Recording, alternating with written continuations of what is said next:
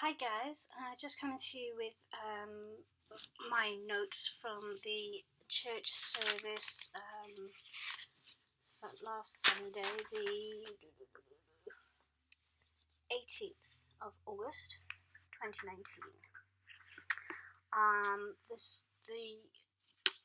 The heading for what we were given was called "Staying Strong in the Day of the Storm." Okay. And it was going on about the book of Micah. Now, I didn't read the book fully, so I'm sure that I'll get more revelation from it when I do, because I've been working on a lot of other things, and we're only on, I think it's either Monday or Tuesday now. But it was basically going on about somebody that was doing something. Nehemiah was doing something, and God wasn't pleased with what he was doing.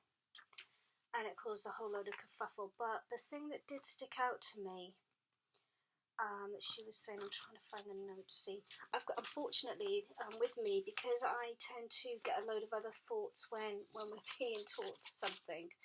I tend to kind of scribble them down, and my kind of thoughts went up there, because generally when we're in worship and everything, I get a lot of thoughts and ideas come to me then. So I kept trying to write that down before the service starts, and that's what I've done here. So, but basically, the thing that I caught in what we were being told was the fact that a lot of the time, when battles come our way, it's to do with being tested. Yes, God does get upset with us about stuff, and we open ourselves up to stuff when we don't do what we're supposed to do, or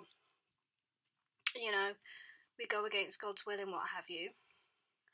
But there are also times when we get tested, and we get tested to see how well we've grown.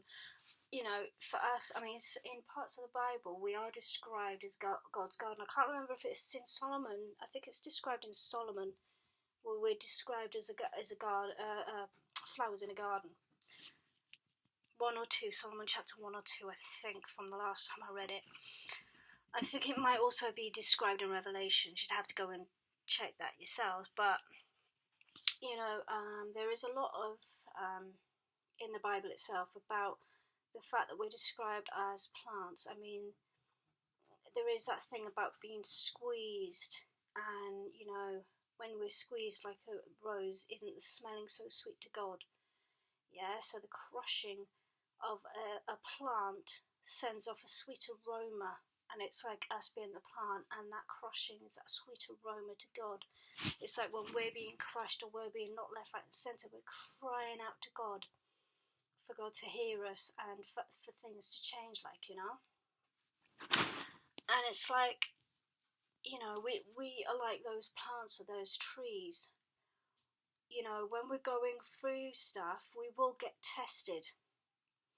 And during that test, it's our choice to make godly decisions, or to make our own choices and decisions.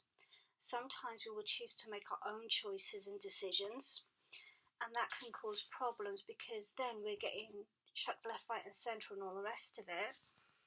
And then we think, okay, that was the wrong decision to make. And other times you can get really uprooted and put on the wrong path, and then God will have to shake you up and rough you up in order to get you onto the right path. And I mentioned something about this in one of the other videos that I've just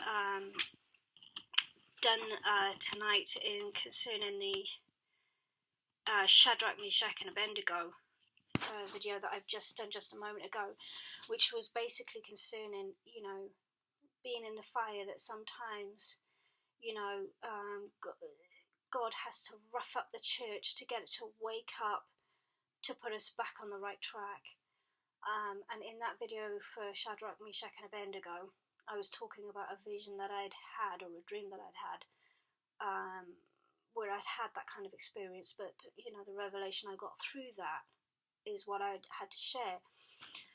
But, it was when, just after, a few years after, the Lord had shown us that the church was going to get shaken up. The leadership was going to get shaken up first, then the church was going to get shaken up, and then you got everybody else getting shaken up. That's what we're going through at the moment. We get the leadership of the churches. Some are in prison. Others have lost their churches. Some have managed to stay in their jobs. So the church has gone through, the leadership has gone through a massive shake-up. Now I believe that, that the churches themselves, the followers themselves are going through that shake-up, but also that the world has started to go through its shake-up as well. And considering what you see in worldwide at the moment, it's not hard to see that being the case. Okay, but these are all just tests to see if we're gonna, in amongst the struggle, are we gonna continue walking with God, or are we gonna get freaked out and walked away? Now, like I said about, I did the Shadrach, Meshach, and Abednego, and God showed me that I could walk away if I wanted to, but I'd still end up having to go back into what I'd left, because it's part of the process that He has had me to go through. Everything that I've gone through has a purpose and a reason and a process, and boy, as much as it's been crazy, and oh my gosh, some of the stuff, revelations about my own family I found out has been, some of the stuff, it's just been, I can't describe it, I wouldn't describe it anyway, but it has been absolutely insane. But on the same side of it, what I have learned about me through it, about, having to look after yourself, having the right nutrients, having the right amount of rest, because I also spoke about my health condition and stuff like that. It is important to love ourselves, because if we don't love ourselves, we're going to get too grumpy and too aggravated to be able to love other people. We're seeing that now. We take things out on other people, but sometimes we really need to look at ourselves to say, are we getting enough rest? Are we having the right attitude? Are we eating the right foods for us? Are we having the right exercise for us? Some people aren't doing that, and it's causing their, are we getting the right help and advice for our mental health? Okay. Are we laughing enough? Are we taking joy out of life enough? And I know that sounds weird considering all of the crazy crap that goes on, but it's true. Are we taking moments in the day to have fun, to take joy, to laugh at things? Are we doing that? Or are we letting these tests and everything knock us left, right and centre? Are we sitting there? I mean,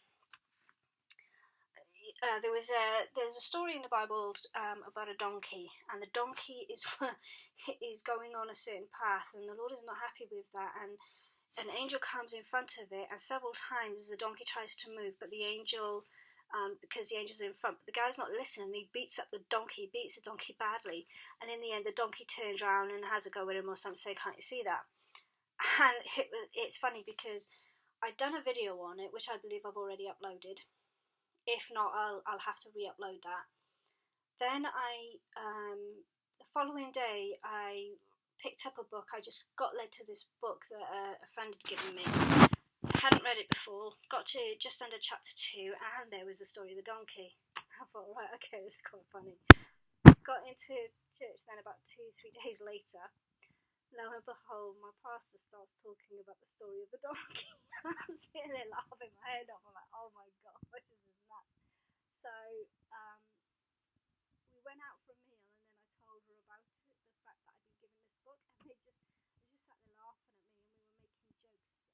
Then she turned around and made a joke about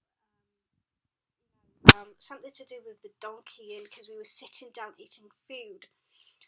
It was one of those that you have to be there.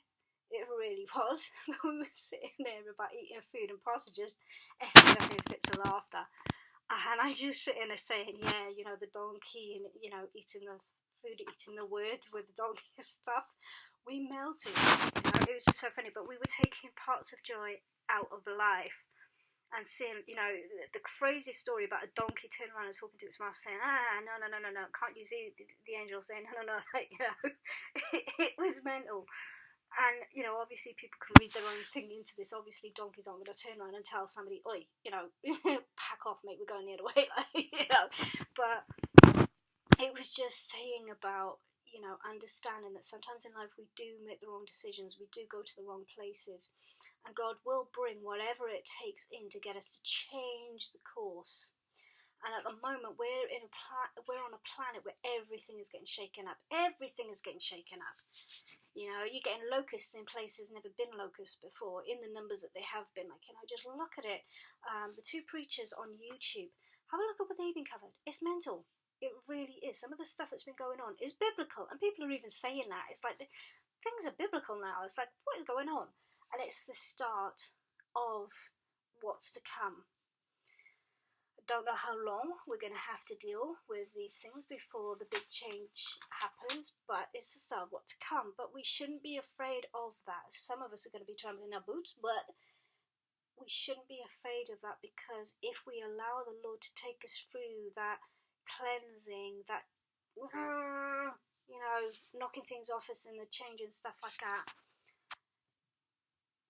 and allow ourselves to get rooted right in that word, because if we're rooted far down enough, as the changes and the shakes and stuff come, when we get the right nutrients from the word, I didn't bring it with me, from the notes that we take, from the scriptures that we take, okay, if we take enough note of that and let it really sink in, then when these battles come, when this shaking comes, when these things come to try and uproot us, to destroy parts of us, you know, parts of our branches, the stuff that is meant to stay with us and be mended up, God will mend it up.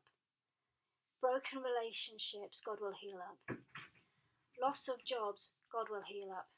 Loss of children, God will heal up. And I can testify to that. I've lost two, okay? But God has a way of dealing with that. It's not that the memory gets taken away or anything. It doesn't, okay? But it becomes easier to deal with, yeah? So as we walk on and do what it is that our life is meant to be about, we get stronger. But if we don't go as far down into the word with the Holy Spirit as we can, when things come, we are going to get knocked about. We are going to feel like we're, you know, keeled over, you know, and that's what's happening now. That's why we need to root ourselves right down. When I get up in the morning, I say, Lord, what do you want me to read? What do you want me to, read, listen to, watch, whatever it may be, or pray, and I will get something come to my mind that I have to, whether Sidroth, listening to something on YouTube, reading something in the Word, or the Word for today, stuff I'm studying right now on mental health all over the Bible. There's different things, and then when I go to read the Word, I'm like, right, okay, what is it that I need to understand in this? That is how I do it, because that way I'm asking for guidance from the Holy Spirit to not only guide me, but so it gets buried. And I'm still getting it from here into my spirit. But I'm asking the Lord to help me to do that. And I pray now, as I come to an end with this video, that as the Lord does with me, that everybody under the sound of my voice will open themselves up enough to allow the Lord to help them to do the same thing, to surrender themselves to the Lord, to allow the Lord to come in and help them. And if they're not at that place really where they're ready to do that, then to just keep on praying, Lord, I choose to. Lord, help me to choose to surrender myself to you. That was my initial prayer, because I was a person that didn't trust anything. My world had been left, right and centre for most of it. Didn't trust anything, was very wary of stuff, and that's what I did. I was like, help me to choose the right way to go. Even in prayer, my actions, even in him helping me, that's how bad I was. But if that's what you need to do, then do it. Anyway, I gotta go, guys, but God bless you. Bye.